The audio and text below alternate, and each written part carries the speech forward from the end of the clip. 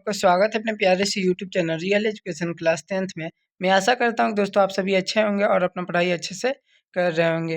प्यारे बच्चों, आज के वीडियो में हम लोग जानेंगे क्लास 10th का हिंदी का चैप्टर नंबर 6 जिसका नाम है बहादुर।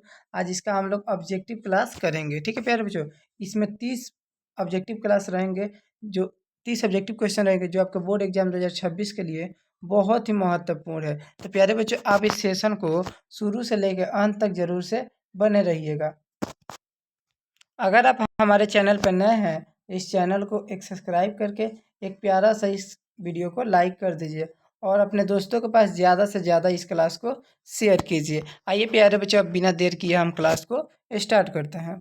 आपका प्रश्न संख्या 1 कह रहा है, मौत का नगर किस लेखक की कहानी का संग्रह है। आपका ऑप्शन ए है अनामिका, ऑप्शन बी है महादेवी वर्मा, ऑप्शन सी रामविलास शर्मा या फिर अमरकांत। प्यारे बच्चों, जो मौत का नगर है वो अमरकांत जी का रचना है। ऑप्शन डी आपका सही उत्तर हो जाएगा। ठीक है प्यारे बच्चों, आइए प्रश्न संख्या 2 की तरफ देखते हैं, पढ़ते हैं। अमरकांत को किस कहानी लेखन के लिए पुरस्कृत किया गया था। ऑप्शन ए है मौत का नगर, ग्राम सेविका या फिर डिप्टी कलेक्टर, जिंदगी और जो। तो प्यारे बच्चों, याद रखिएगा आप, अमरकांत जी को जो पुरस्कारित किया गया था वो डिप्टी कलेक्टर नाम के जो उनकी कहानी थी उसी के लिए पुरस्कारित किया गया था। ऑप्शन सी आपका सही उत्तर हो जाएगा। प्रश्न संख्या 3 है बीच की दीवार किसकी रचना है। आपका ऑप्शन ए है रामचंद्र शुक्ल की, ऑप्शन बी है राम अमरकांत जी की, ऑप्शन सी है बाबू राम सक्सेना की या फिर ऑप्शन डी है गुराकर मुलेज जी की। तो प्यारे बच्चों, बीच की दीवार जो रचना है वो हमारे प्रिय लेखक अमरकांत जी की है। किसकी है? अमरकांत जी की। ऑप्शन बी आपका सही उत्तर हो जाएगा। आइए प्रश्न संख्या 3-4 को देखते हैं। 9 2 11 होना मुहावरे का अर्थ क्या है। प्यारे बच्चों, ये मुहावरा है कि 9 2 11 होना मुहावरे का अर्थ क्या है। रुक जाना, भाग जाना, मार देना या फिर मर जाना। तो प्यारे बच्चों, देखते ही आप सुनते होंगे लोग बोलते हैं 9 2 11 हो जाना मतलब भाग जाना। क्या होता है प्यारे बच्चों? 9 2 11 हो जाना मतलब भाग जाना। ठीक है ना प्यारे बच्चों, आप हमको कमेंट करके बताइएगा। ईद का चांद होना, प्यारे बच्चों, ईद का चांद होना मुहावरे का अर्थ क्या है। आप हमको कमेंट करके बताइएगा ईद का चांद होना मुहावरे का अर्थ क्या है। मैं बहुत ही जल्द मुहावरे पर भी वीडियो लाने वाला हूँ, तो आप लोग हमारे चैनल से जुड़े रहिएगा। आइए प्यारे बच्चों, प्रश्न संख्या 5 को देखते हैं। प्रश्न संख्या 5 है, बहादुर तुमको अपनी माँ की याद आती है ऐसा कौन पूछता है। प्यारे बच्चों, प्रश्न संख्या 5 है, बहादुर तुमको अपनी माँ की याद आती है ऐसा कौन पूछता है। ऑप्शन ए है निर्मला, ऑप्शन बी किशोर, ऑप्शन सी लेखक, फिर ऑप्शन डी इनमें से कोई नहीं। तो प्यारे बच्चों, जो पूछती है ये लेखक की पत्नी निर्मला पूछती है। कौन पूछती है? लेखक की पत्नी निर्मला कि बहादुर क्या तुमको अपनी माँ की याद आती है। ये प्रश्न संख्या 6 है, किसने बहादुर की डंडे से पिटाई कर दी। बहादुर के डंडे से किसने पिटाई कर दी थी। कहानीकार ने, किशोर ने, फौजी ने या फिर पहरेदार ने। प्यारे बच्चों, बहादुर की जो डंडे से पिटाई किया था वो कौन था? किशोर था। कौन था प्यारे बच्चों? किशोर। निर्मला का बेटा किशोर था। ऑप्शन बी आपका सही उत्तर हो जाएगा। प्रश्न संख्या 7 है, नाश्ता पानी के बाद बातों की क्या छनने लगी। जब नाश्ता पानी के बाद बातों की क्या छनने लगी। पूरी, पुआ, जलेबी या फिर इनमें से सभी। तो प्यारे बच्चों, याद रखिएगा जब नाश्ता पानी के बाद जो हुआ था वो क्या? जलेबी छन रही थी। क्या हो रही थी? जलेबी छनने लगी थी। प्यारे बच्चों, अगर आपको इसका PDF नोट्स चाहिए तो हम आपको डिस्क्रिप्शन में लिंक दिए हैं व्हाट्सअप का, आप व्हाट्सअप पे जाके ज्वाइन हो जाइए और फ्री में PDF नोट्स ले लीजिएगा। हम आपको इसका PDF नोट्स आज व्हाट्सअप ग्रुप में डाल देंगे, तो आप जल्दी से व्हाट्सअप ग्रुप में ज्वाइन हो जाइए और इसका PDF नोट ले लीजिए और इस क्लास को आप ज़्यादा से ज़्यादा शेयर कीजिएगा अपने दोस्तों के पास। व्हाट्सअप ग्रुप हर एक जगह, फेसबुक पे, जहाँ भी हो सके ज़्यादा से ज़्यादा शेयर कीजिएगा।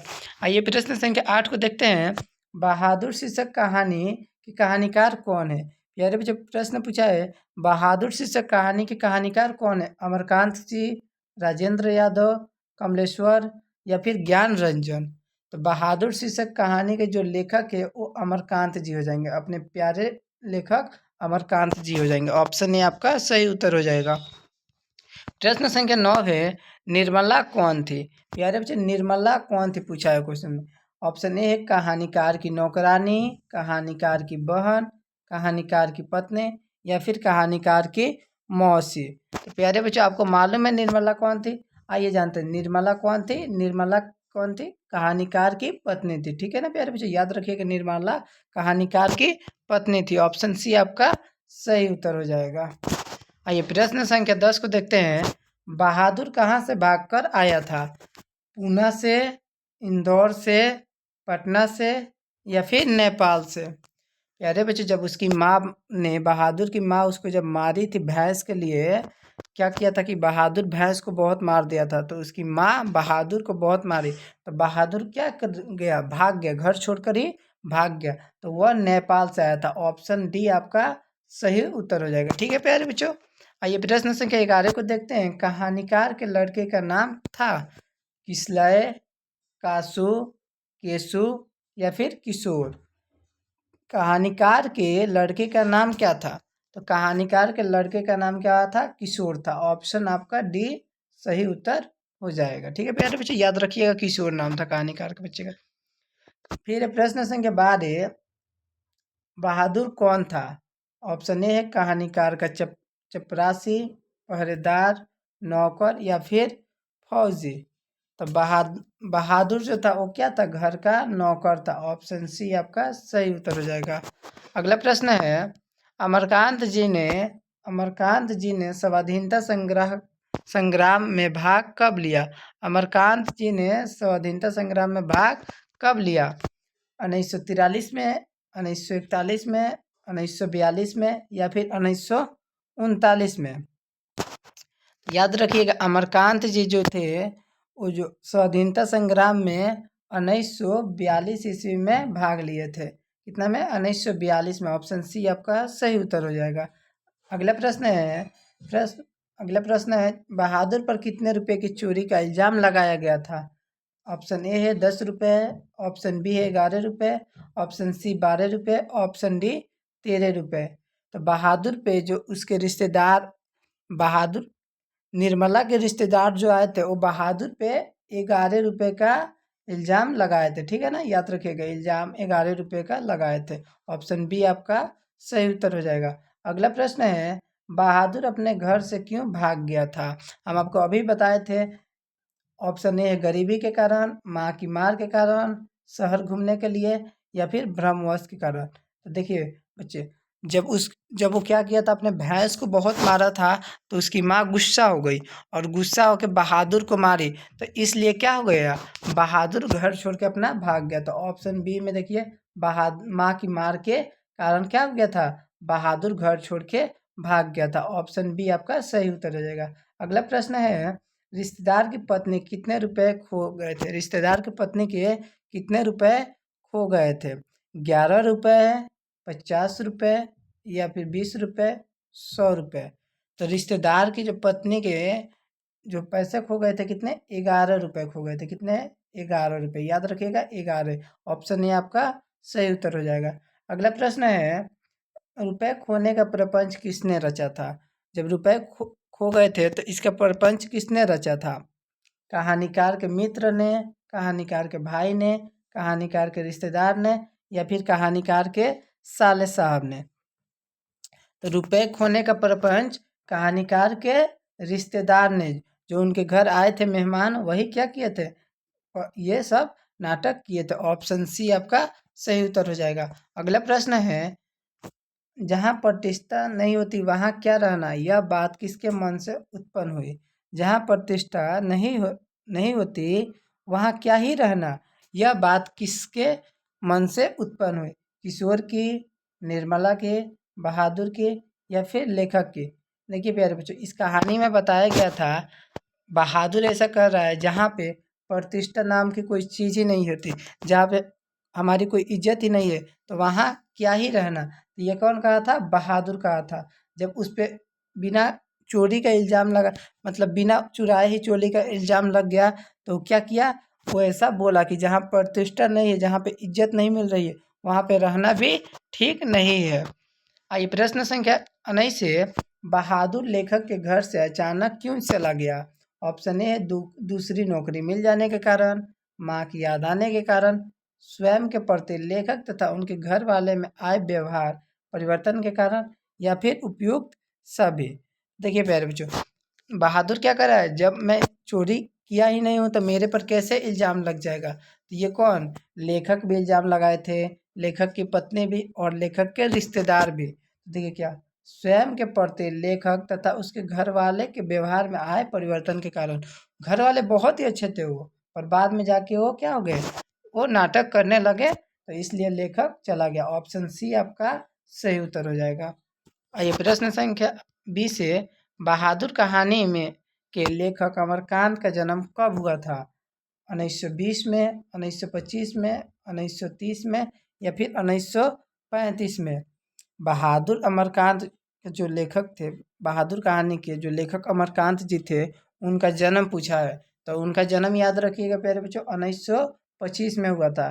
कब हुआ था? 1925 ईस्वी में। ऑप्शन बी आपका सही उत्तर हो जाएगा। आइए प्रश्न संख्या 21 को देखते हैं। अमरकांत जी का जन्म कहाँ हुआ था? अमरकांत जी का जन्म किस राज्य में हुआ था या फिर कहाँ हुआ था? ऑप्शन ए है बलिया उत्तर प्रदेश, ऑप्शन बी है छपरा बिहार, ऑप्शन सी है इलाहाबाद उत्तर प्रदेश, ऑप्शन डी खगड़िया बिहार। अमरकांत जी का जो जन्म हुआ था वो कहाँ हुआ था? बलिया उत्तर प्रदेश में हुआ था। कहाँ हुआ था प्यारे बच्चे? बलिया उत्तर प्रदेश, यूपी में हुआ था। ठीक है ना? ऑप्शन ए आपका सही उत्तर हो जाएगा। अगला प्रश्न है, इन्हें किस पुरस्कार से पुरस्कारित किया गया था? इन्हें का मतलब कौन? मतलब कि अमरकांत जी को किस पुरस्कार से पुरस्कारित किया गया था? किस पुरस्कार से सम्मानित किया गया था?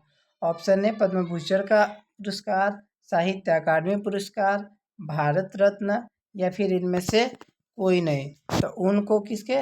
उनको साहित्य अकादमी पुरस्कार से क्या किया था? सम्मानित किया गया था या फिर पुरस्कारित किया गया था। ऑप्शन बी आपका सही उत्तर हो जाएगा। आइए प्रश्न संख्या 23 को देखते हैं। जिंदगी और जोंक किनकी रचना है? किनकी कहानी है, फिर किनकी रचना है?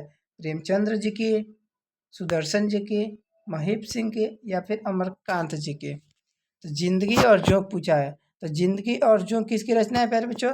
अमरकांत जी की। क्या हो जाएगा? ऑप्शन डी आपका सही उत्तर हो जाएगा। अमरकांत जी की रचना है जिंदगी और जोंक। आइए अगला प्रश्न है, बहादुर का पूरा नाम क्या था?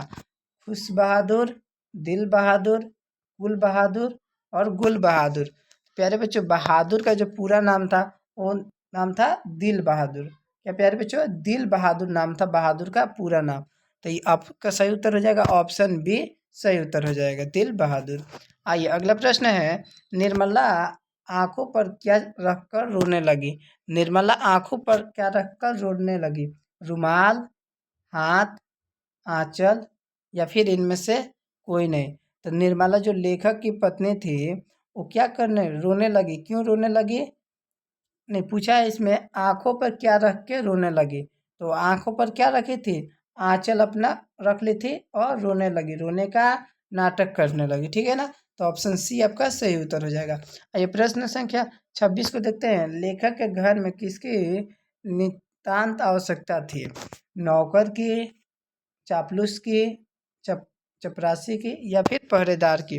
देखिए प्यारे बच्चों, जब क्या हुआ था कि जो बहादुर जो लड़का था, वो चोरी का इल्ज़ाम सुनकर वो क्या हुआ? वो बोला कि हम इस घर में अब नहीं रहेंगे। तो वो लेखक का घर छोड़ के चला गया, फिर दूसरे जगह चला गया। तो नौकर का काम करता था।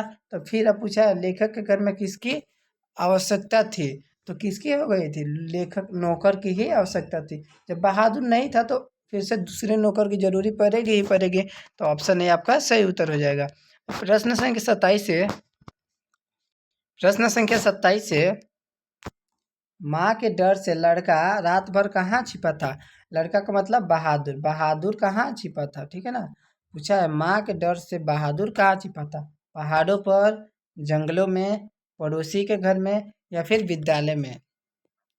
तो वो देखिए प्यारे बच्चों, जब उसकी माँ उसको मारी थी तो वह रात को क्या, वह भाग गया, घर छोड़कर भाग गया और एक जाके जंगल में, बहुत विशाल जंगल में जाके वो क्या हो गया, छुप गया था। ऑप्शन बी आपका सही उत्तर हो जाएगा। आइए अगला प्रश्न है, लड़के के हंडिया के कितने रुपए निकाले? लड़के ने के हन लड़के ने हंडिया से कितने रुपए निकाले? 5 रुपए, 2 रुपए, 3 रुपए या फिर 6 रुपए? तो जो लड़का जो था वो हंडिया से कुल 2 रुपए निकाला था। ठीक है ना प्यारे बच्चों, 2 रुपए मतलब ऑप्शन बी आपका सही उत्तर हो जाएगा। अगला प्रश्न है, इस मोहल्ले में बहुत डैश लोग रहते हैं। पूछा है, इस मोहल्ले में बहुत ही डैश लोग रहते हैं, मतलब कैसे लोग रहते हैं? तुच्छ लोग, धनी लोग, गरीब लोग या फिर विश्वासी लोग?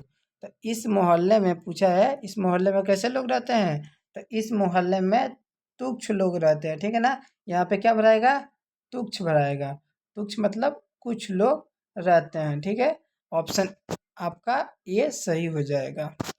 अगला प्रश्न है, बहादुर लेखक की पत्नी निर्मला को किस रूप में देखता था?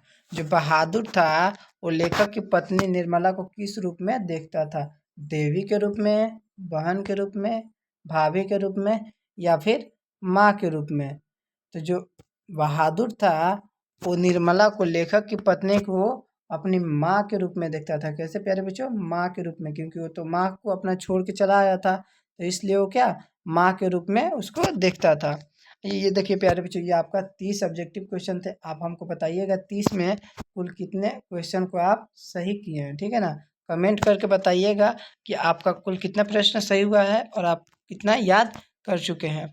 अगर इसमें से आप 25 भी क्वेश्चन याद कर लेते हैं, 25, 27, 28 ऐसे करके, ठीक है ना, 28, 29 जो भी, तो आपके बोर्ड एग्जाम में कोई भी 450 प्लस नहीं रुकेगा। ठीक है ना प्यारे बच्चों, देखिए इतना आपको, आप कहीं भी जाके देख लीजिएगा, आपका हर एक चैप्टर से, हिंदी का हर एक चैप्टर से 30 प्लस कोई भी क्वेश्चन नहीं कराता है। ठीक है ना, एमसीक्यू 15, कोई 17, ऐसे 15, 16, बस इतना ही, लास्ट 20 तक जाता है लोग, और उसके बाद कोई भी नहीं।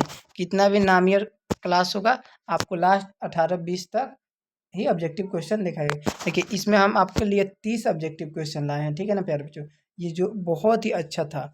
आपके 30 ऑब्जेक्टिव क्वेश्चन अगर आप याद कर लेते हैं तो आप इससे 2 या 3 नंबर का ऑब्जेक्टिव क्वेश्चन क्या हो जाएगा, क्लियर हो जाएगा। आपका 2-3 नंबर क्लियर हो जाएगा। ऐसे ही जैसे कि 29 चैप्टर है, ठीक है ना प्यारे बच्चों, 29 चैप्टर है, तो हर एक चैप्टर से 2 या 3 क्वेश्चन आएंगे। मानते हैं 2 ही क्वेश्चन आए, तो 2 में 29 से गुणा अगर करते हैं तो 58 क्वेश्चन हो, मतलब ले चैप्टर्स बुक से कितना क्वेश्चन पूछा जाता है, 60 क्वेश्चन के आसपास। किसी किसी से 3 क्वेश्चन पूछ दिया जाता है। तो आप याद रखिएगा, आपका बुक से 60 नंबर का हम ऑब्जेक्टिव क्वेश्चन क्लियर करा देंगे। तो आपको तो 100 में 85 करना है, 100 में 85 ऑब्जेक्टिव करना, टिक लगाना है, तो आप आसानी से लगा लीजिएगा बुक से ही। हम आपको फिर से ग्रामर भी पढ़ा देंगे, व्याकरण, ठीक है ना, व्याकरण भी पढ़ा देंगे आपको, तो आप उसको भी, व्याकरण का भी अब हम क्लास स्टार्ट करने वाले हैं। ठीक है ना, अप्रैल में लास्ट तक स्टार्ट हो ही जाएगा, तो आप सभी वो भी देख लीजिएगा, और उससे भी आसान आसान आपको हम बता देंगे ट्रिक, कैसे कैसे बनाना है, कैसे पढ़ना है। और इसका ऑब्जेक्टिव क्वेश्चन कल होगा। ठीक है ना प्यारे बच्चों, बहादुर का जो सब्जेक्टिव क्वेश्चन, ऑब्जेक्टिव ताज हो गया, सब्जेक्टिव क्वेश्चन जो है वो कल के वीडियो में हम लोग देखेंगे। तो आप इस सेशन को ज़्यादा से ज़्यादा शेयर कीजिएगा। मिलते हैं एक बहुत ही जल्द वीडियो में, तब तक के लिए जय हिंद, जय भारत।